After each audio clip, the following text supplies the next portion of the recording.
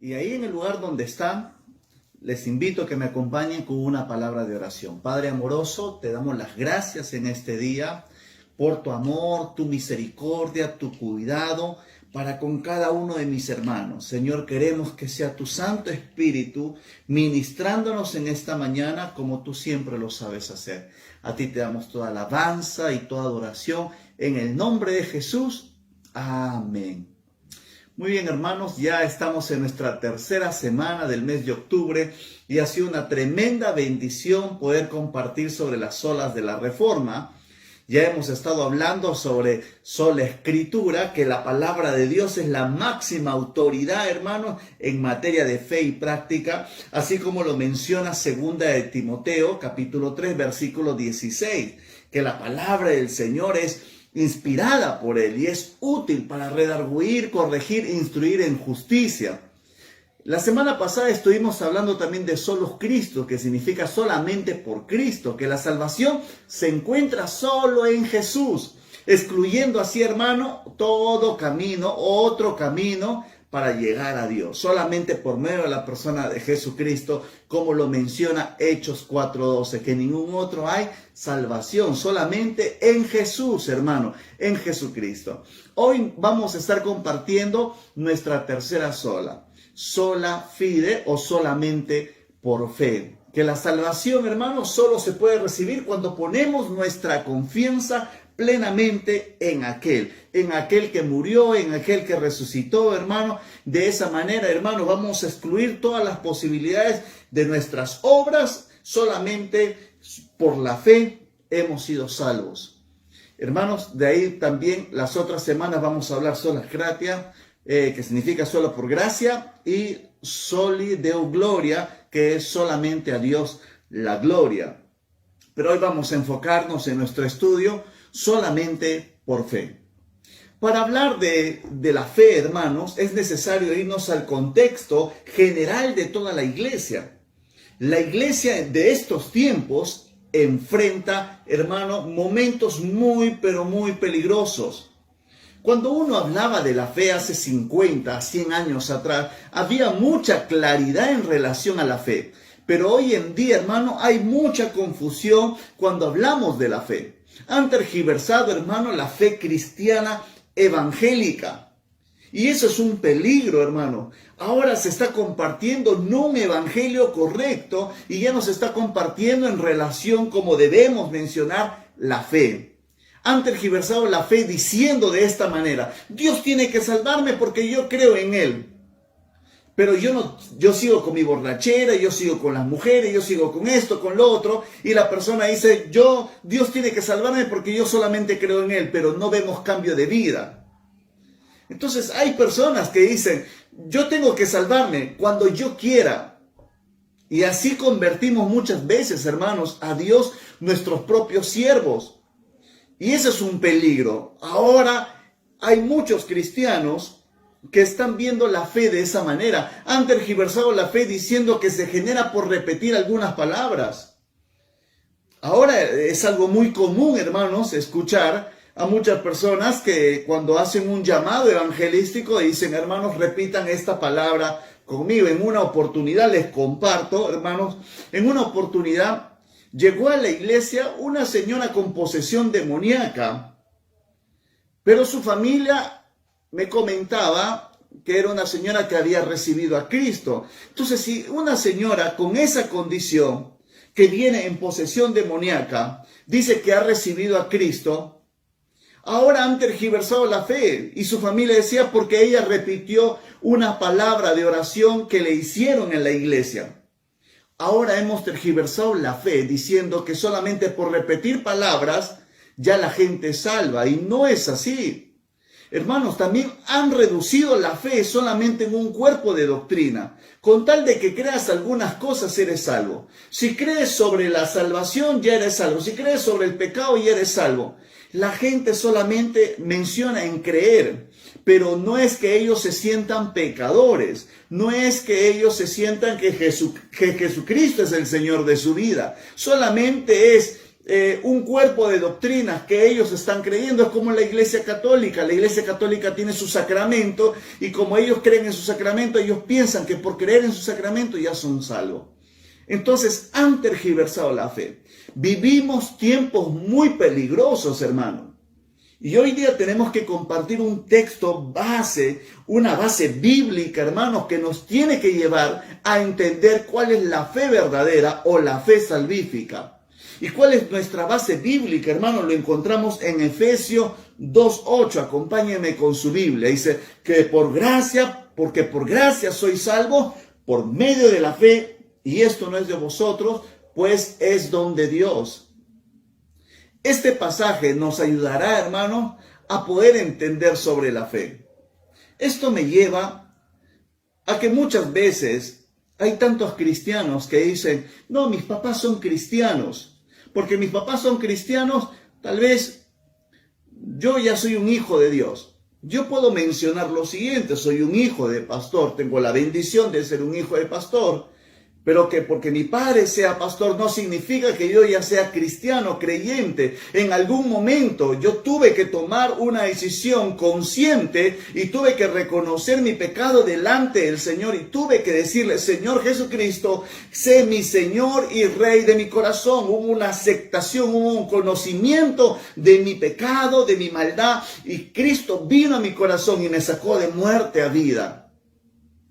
Pero mucha gente piensa que porque sus padres son cristianos, o porque ya van a la iglesia, o porque en algún momento lo llevaron de niño a escuela dominical, piensan que ya son salvos. Por eso han tergiversado la fe cristiana. Por eso hoy vamos a revisar, hermano, la doctrina de la fe cristiana. Y para revisar esta doctrina tenemos que hablar de 3 clases de fe. Hablemos de la fe intelectual. Son aquellas personas que han sido tal vez criadas en algún lugar cristiano. Es como podemos decir que Perú tiene como religión oficial la religión católica, y mucha gente dirá que intelectualmente creen en Dios, porque Perú es un país que tiene libertad de culto, libertad de religión, y pueden decir que el Perú, como les hablan de Dios, como les hablan en los cursos de religión en relación a las tradiciones cristianas, pueden decir que es un país cristiano. Pero no significa que ellos en sí sean hijos de Dios. Hay mucha gente en el Perú que son evangélicos, como católicos, pero no tiene que ver nada, hermano, de ser evangélico o de ser católico con en sí tener una fe verdadera. Muchas veces hemos enseñado verdades básicas.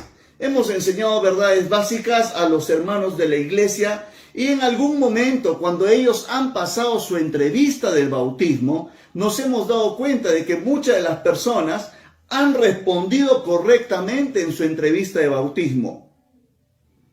Pero después que se bautizaron, ya no los vemos en la iglesia.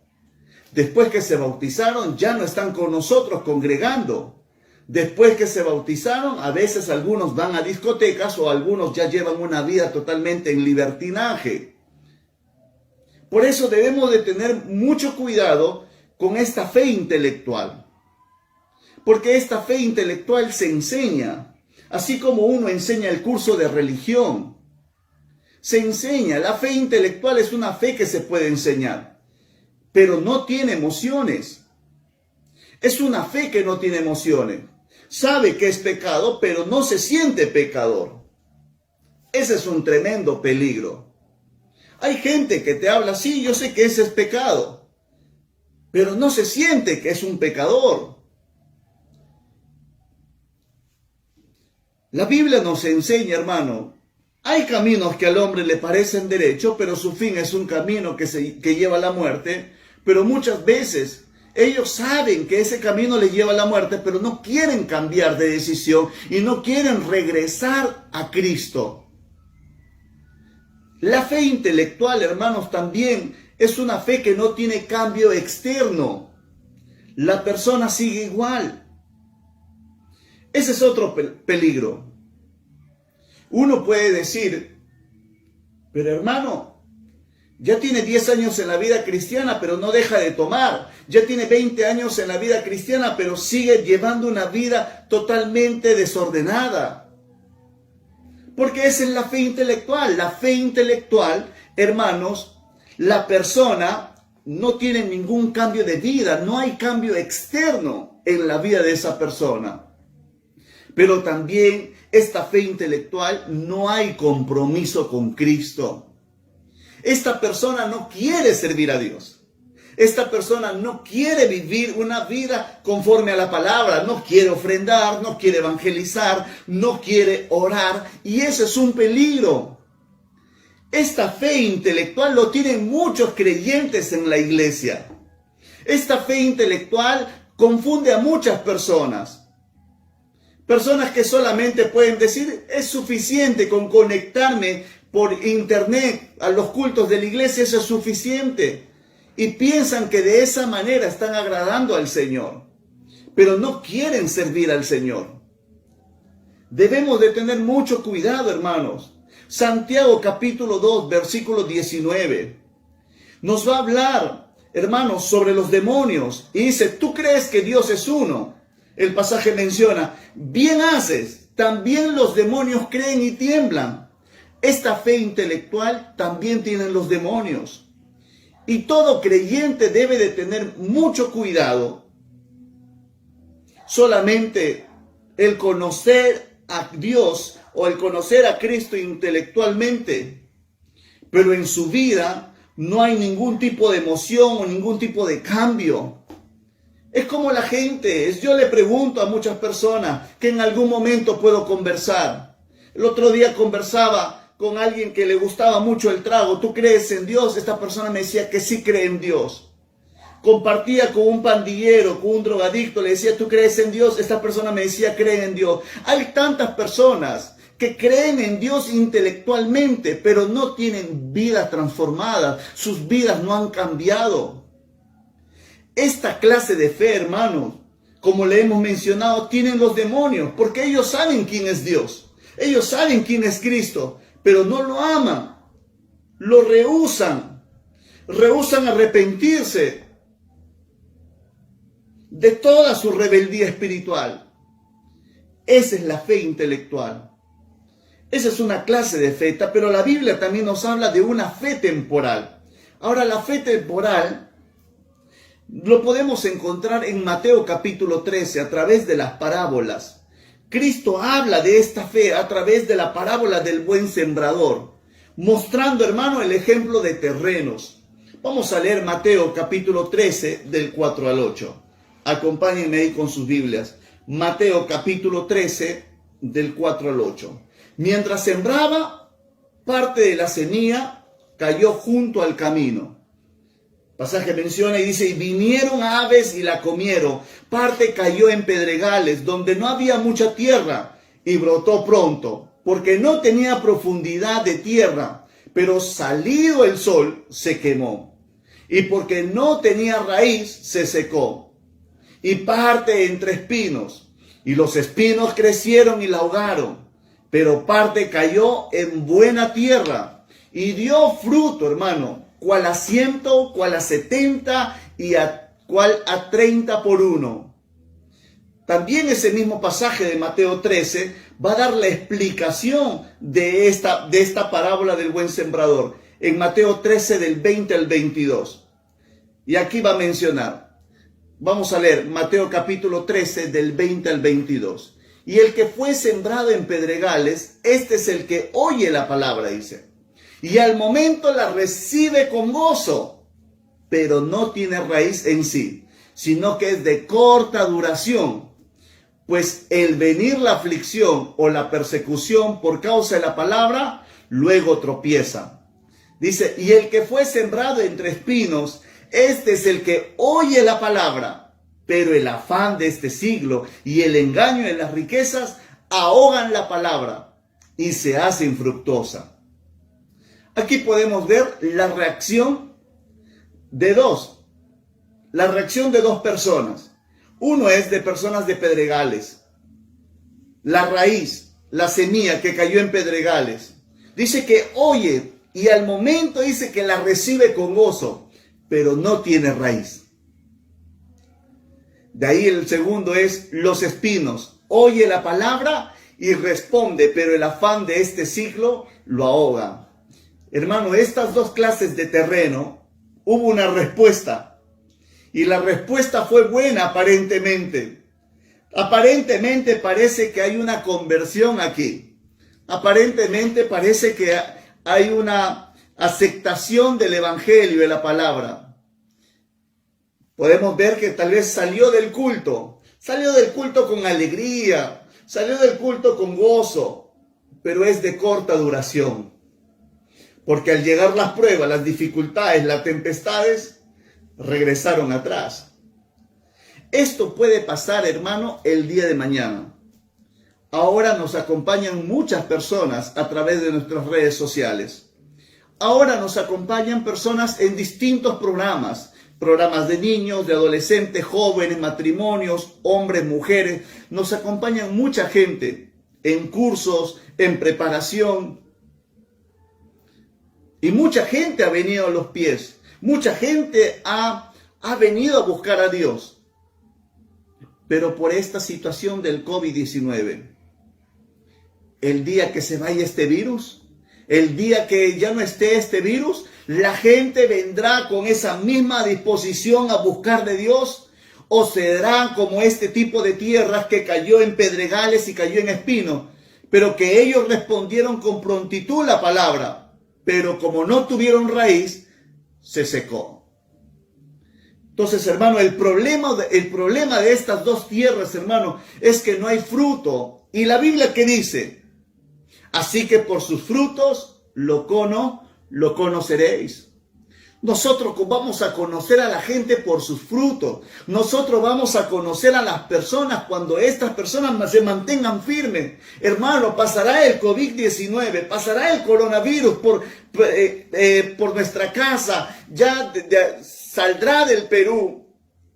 Y vamos a ver cristianos aún firmes y constantes en el Señor. Y es nuestro anhelo, iglesia del Señor. Es nuestro deseo, iglesia del Señor, que te mantengas firme y constante en Él. Lo que Cristo está diciendo, hermano, es que nosotros tenemos que estar alerta por este tipo de personas que podemos encontrar, que son de corta duración. Tenemos que seguir evaluando a los hermanos de la iglesia. Tenemos que seguir evaluando a los nuevos creyentes, que cada vez que viene la dificultad, ellos se van. Tú que eres líder de grupo, tú que estás discipulando a alguien, tú tienes que pedirle al Señor que te dé discernimiento, que el Señor te ayude en este tiempo, hermano, y que Dios nos permite en este tiempo tener discípulos que no sean de corta duración, discípulos que se mantengan firmes y constantes a pesar de las pruebas, a pesar de las dificultades. Hermano, mantente firme y constante. Porque la misma palabra ya nos estaba mencionando que va a haber dos tipos de personas de corta duración. Personas que se van a emocionar por escuchar del evangelio, pero como no tienen raíz y van a venir las dificultades, vendrán los problemas y se irán de la iglesia. Esta es la fe temporal. Hemos visto la fe intelectual, la fe temporal. Ahora vamos a ver la fe salvífica. Esta clase de fe, hermano, la Biblia nos enseña. También esta parábola de Mateo 13, que parte de la semilla cayó en buena tierra. Y cuando cae en buena tierra parte de esta semilla, hermano, miren lo que menciona la palabra. Cuando cae esta parte de esta semilla en buena tierra, pero parte cayó en buena tierra y dio fruto, cuál a 100, cuál a 70, cuál a 30 por uno. Siempre, hermano, cuando la palabra del Señor cae en buena tierra, siempre dará fruto. Va a generar vida espiritual. Va a generar, hermano, se va a ver que una persona salió de muerte a vida, ahora es una nueva criatura. Si antes fumaba, ya no fuma más. Si antes tomaba, ya no toma más. Ahora ha tenido un cambio de mente, de vida, ha tenido una transformación en Cristo. Ahora permanece en Cristo constantemente. Ahora tiene ese deseo ferviente de orar y de buscar al Señor y lleva fruto. porque ahora es una nueva criatura. Hermano, tiene que ver con un cambio radical de vida. Esto me lleva, hermano, a muchos años atrás. En la iglesia antes había una persona que le gustaba mucho el trago, mucho el alcohol. Pero cuando tuvo un encuentro personal con Cristo,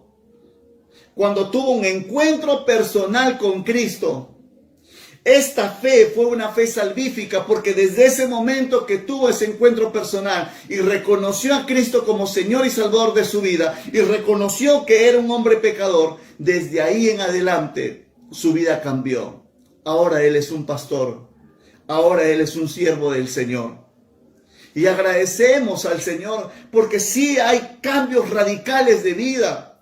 Hay cambios radicales de manera de pensar, de vivir y de actuar. Por eso, hermano, nosotros tenemos una gran tarea pastoral. Tenemos que trabajar con los hermanos de la iglesia. Tenemos que seguir insistiendo en los hermanos de la iglesia. Tenemos que seguir trabajando con los nuevos convertidos. Que los nuevos convertidos tengan este tipo de fe. Que se vea una vida cambiada y transformada por el poder del evangelio. Si tú quieres ver si tus discípulos están cambiando, comienza a preguntarles qué cambio hay en sus vidas. Qué cambios radicales se encuentran en sus vidas. Porque es necesario, el que es un hijo de Dios va a tener un cambio radical en su vida. Por eso, hermanos, tenemos que preguntarnos constantemente si nuestras ovejas o nuestros discípulos están teniendo esta fe salvífica. Y cómo nosotros trabajamos, hermanos, para llegar a una fe verdadera, para llegar a una fe que salva. ¿Cómo nosotros trabajamos? La fe verdadera, hermanos, tiene elementos importantes que no podemos pasarlo por alto.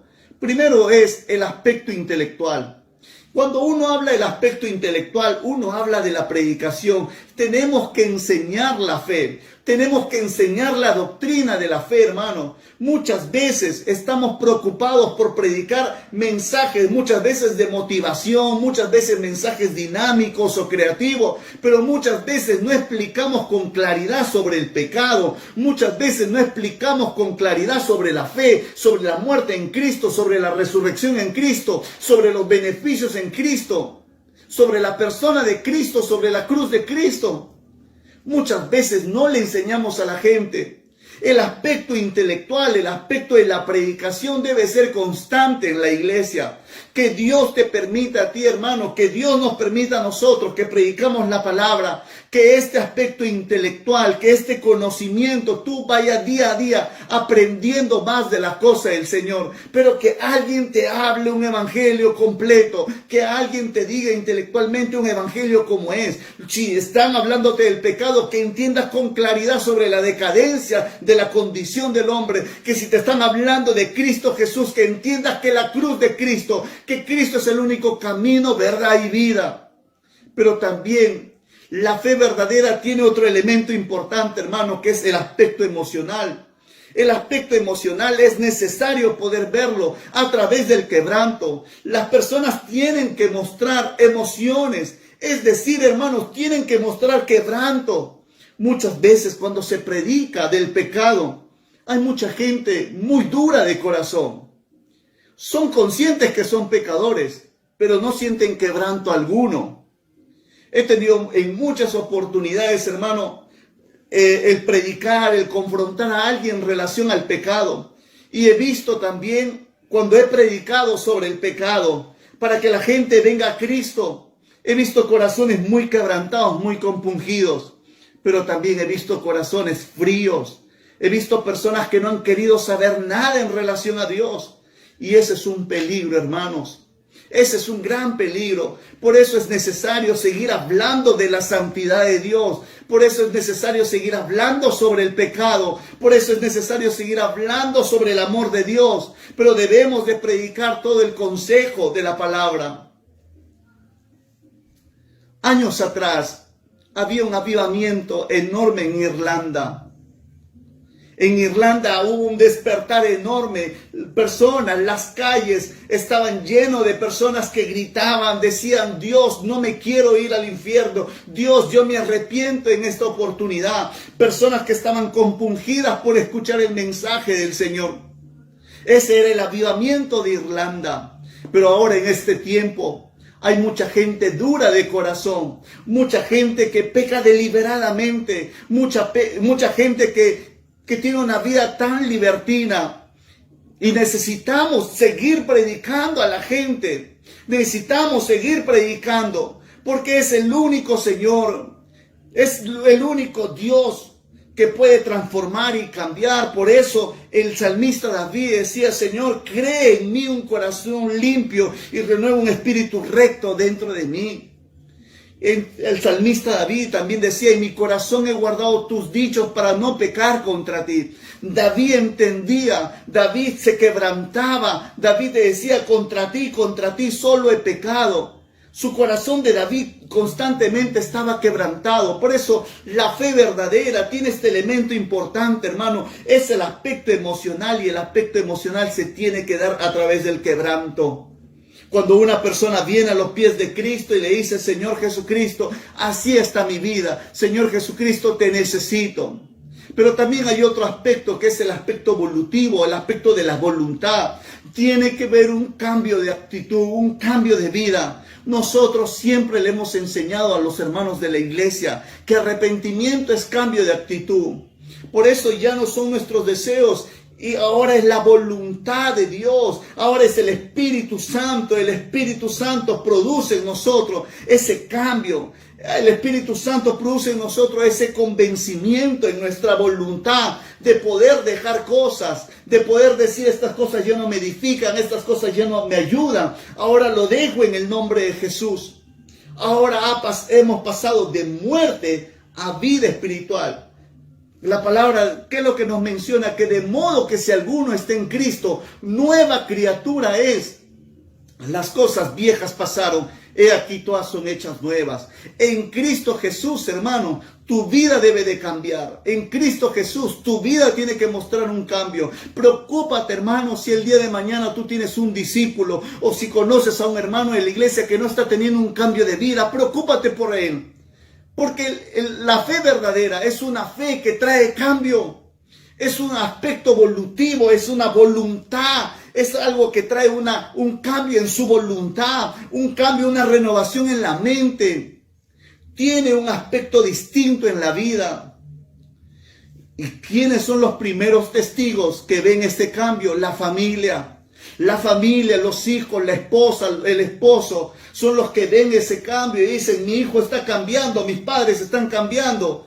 Y se sorprenden por el cambio, por la manera de cómo ellos, o cómo el poder del evangelio los ha transformado. Por eso, hermanos, podemos recordar una vez más, hemos hablado de tres aspectos, tres cosas muy importantes, hermano, tres clases de fe. La fe, primero, la fe que es una fe intelectual. Esta fe intelectual lo tienen los demonios. De ahí hemos hablado de una fe temporal, de que muchas veces cuando vienen las persecuciones, los problemas, las crisis o las tempestades, hay muchas personas que se van de la iglesia. Y así conocemos a tantos hermanos. Por eso, hermano, tú que estás pasando prueba, tú que estás pasando alguna dificultad, mantente firme en el nombre del Señor. Porque si tú tienes una fe salvífica, esa fe salvífica te va a hacer mantenerte, te va a hacer que tú permanezcas en Cristo. Pero también esa fe salvífica va a hacer que tú tengas fruto, pero también va a hacer que tu vida sea cambiada, que en ti se vean cambios, hermanos. Eso es lo que anhelamos en nuestra iglesia, que nuestros hermanos tengan esa fe salvífica, esa fe que produce cambio. Permíteme también hablarles en esta oportunidad la naturaleza de la fe que salva. ¿Cómo saber que la fe salva, hermanos? Sería una de las preguntas. ¿Cómo saber que la fe salva? Tenemos que ver el conocimiento primero. ¿Cómo yo tengo que saber que la fe salva? A través del conocimiento. La parte cognitiva, la parte del conocer. Debemos creer la verdad. Y para poder hacerlo, hermanos, debemos conocerlo. Debemos esforzarnos, hermanos, que nuestros hermanos conozcan del evangelio. Hermano, nunca te canses de predicar la palabra. Porque gran parte de que ellos tengan una fe verdadera es que ellos conozcan la verdad de la palabra.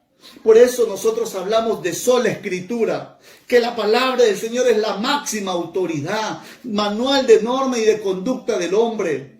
Cristo también dijo: y conoceréis la verdad, y la verdad os hará libre. A través de la palabra del Señor, los hermanos deben conocer la verdad, como menciona 2 de Timoteo capítulo 2, versículo 25. 2 de Timoteo capítulo 2, versículo 25. Que con mansedumbre corrija a los que se oponen, porque si quizás Dios les conceda que se arrepientan para conocer la verdad. Estas últimas 3 palabras: conocer la verdad.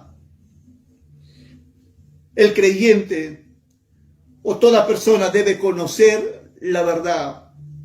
En la actualidad, hermanos, hay muchas iglesias que no están predicando de esta verdad. Estuvimos hace 2 semanas atrás, cuando estuvimos hablando sola escritura, estuvimos hablando que la gente tiene comezón de querer escuchar cualquier otra doctrina, doctrina de la prosperidad, doctrina de la declaración. Solamente ellos quieren escuchar lo que tienen esa comezón, pero no están escuchando la verdad del evangelio. Y ahí nosotros debemos darle un énfasis, hermano, que las personas que nosotros podamos predicar conozcan la verdad, tengan un conocimiento claro de lo que es el pecado, tengan un conocimiento claro de lo que es la salvación. La fe que nos salva está basado en la verdad, hermanos. Está basado en la verdad. Está basado en esta verdad divina. Dios reveló esta verdad a través de su palabra y nosotros debemos de predicarla.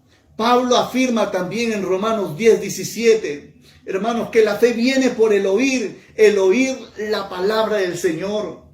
La gente va a comenzar a creer, la gente va a comenzar a tener fe cuando escuche la palabra del Señor. Por eso, hermanos, no te canses de predicar la palabra.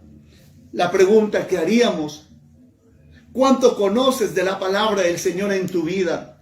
¿Cuánto estás poniendo énfasis en la palabra todos los días en tu vida? Si parte de tener una fe verdadera es conocer la verdad. Sabes sobre la existencia de Dios, sabes sobre los atributos de Dios, sabes sobre la naturaleza del pecado, sabes sobre la persona de Cristo, sobre su muerte, sobre su resurrección, sabes sobre el perdón de pecados. Por eso es necesario que hoy nos detengamos y digamos: Señor, quiero tener este conocimiento de tu palabra, porque al tener el conocimiento de tu palabra, Señor Jesús, al tener este conocimiento de tu palabra, sé que yo tengo una fe verdadera.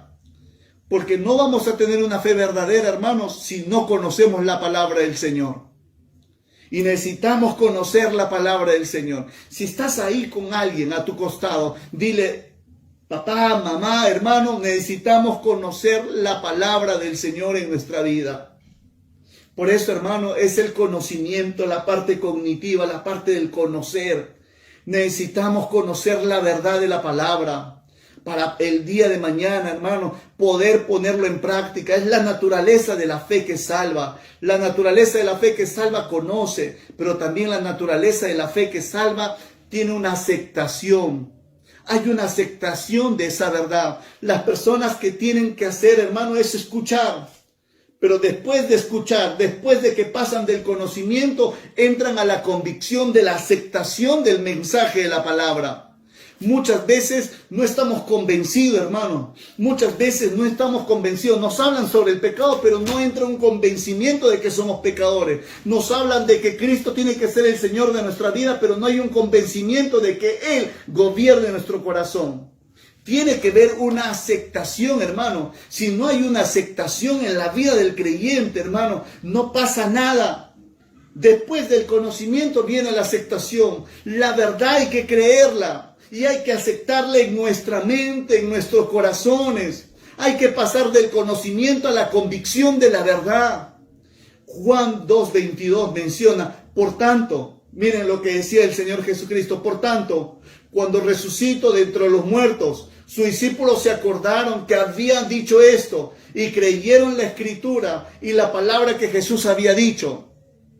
Los discípulos no habían creído todavía en Cristo Jesús o en su resurrección.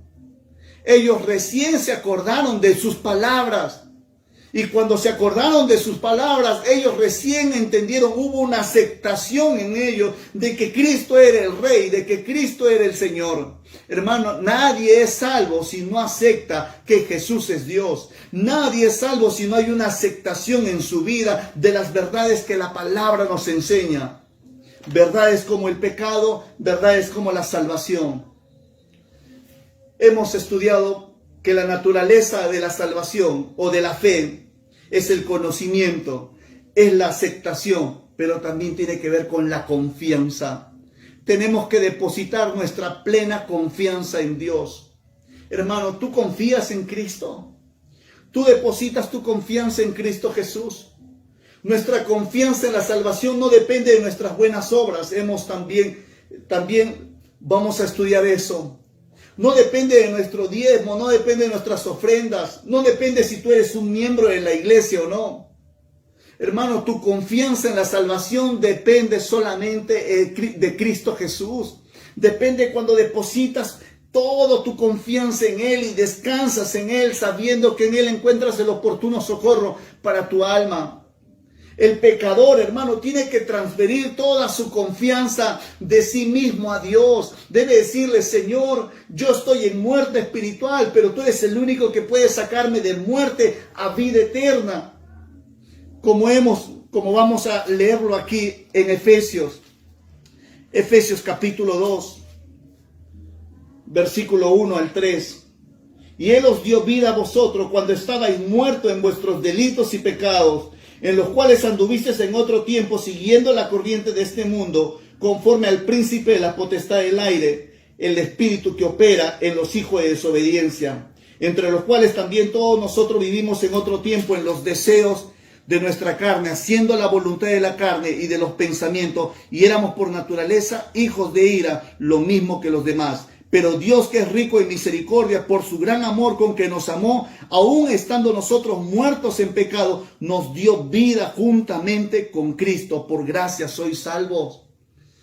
Hemos aprendido que depositamos nuestra confianza en Él porque Él nos sacó de muerte a vida espiritual. Estábamos muertos espiritualmente. Y como Él nos saca de muerte a vida espiritual, uno deposita toda su confianza en Él. Hermano, tu confianza está en el Señor. Tú confías en el Señor. Ahora que estamos en toda esta crisis, en toda esta pandemia, ¿dónde estás poniendo tu confianza? ¿Estás poniendo tu confianza en Él? Porque si tú dices tener una fe salvífica, una fe puesta en Cristo, hermano, esta fe puesta en Cristo se va a ver en los momentos más difíciles. En los momentos donde nadie esté contigo y solamente ahí está tu buen Señor. ¿Dónde estás poniendo tu confianza? Por eso todo pastor debe dialogar o debe diagnosticar a la iglesia. Debe diagnosticar a cada hermano si está en la fe.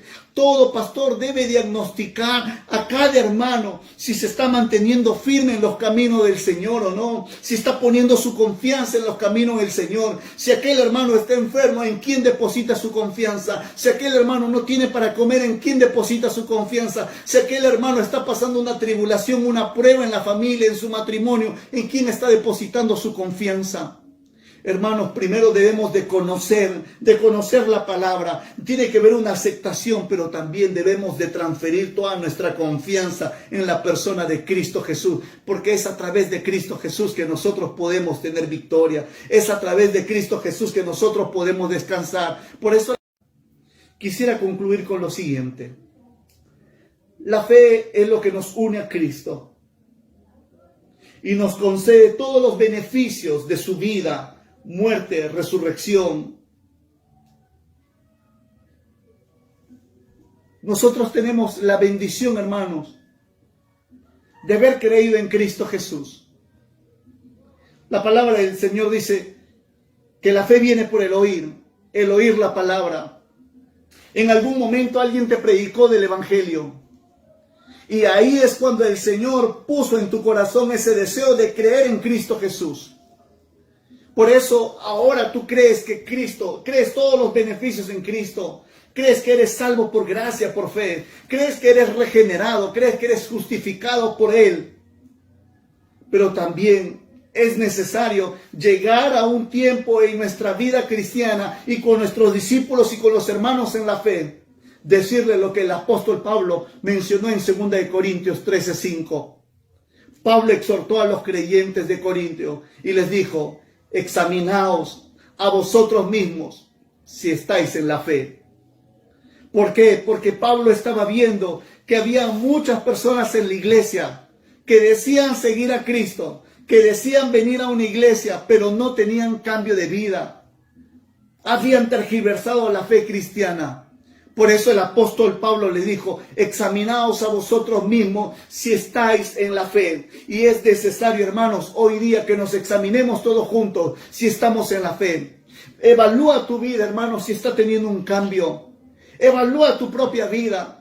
Hemos dicho al comienzo, hay un tremendo peligro en el pueblo evangélico ahora. El pueblo evangélico está pasando un peligro grande. Han tergiversado la fe. Y ahora ya no estamos viendo cambios en la vida de las personas.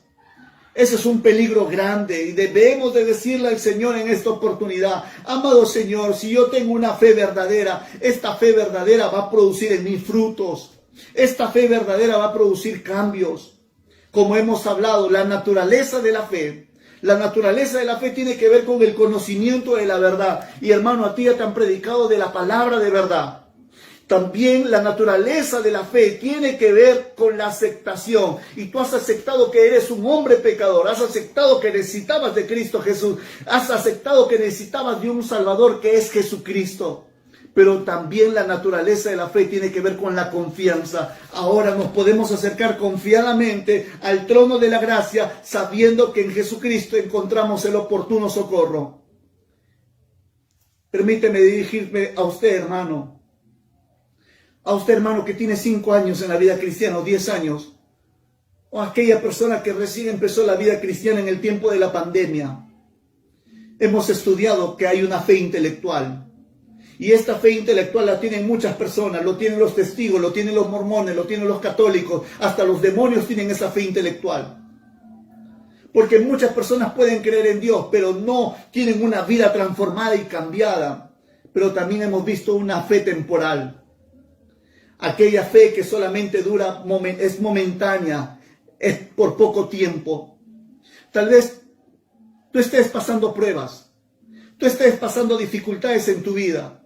Pero déjame decirte en esta oportunidad que Cristo es el único que puede mantenerte firme. Hermano, mantente firme, que después de esta pandemia te sigamos viendo en la iglesia, que después de esta pandemia tu vida se mantenga firme, aunque vengan los problemas, aunque vengan las tempestades. Mantente firme en Cristo Jesús. No bajes la guardia.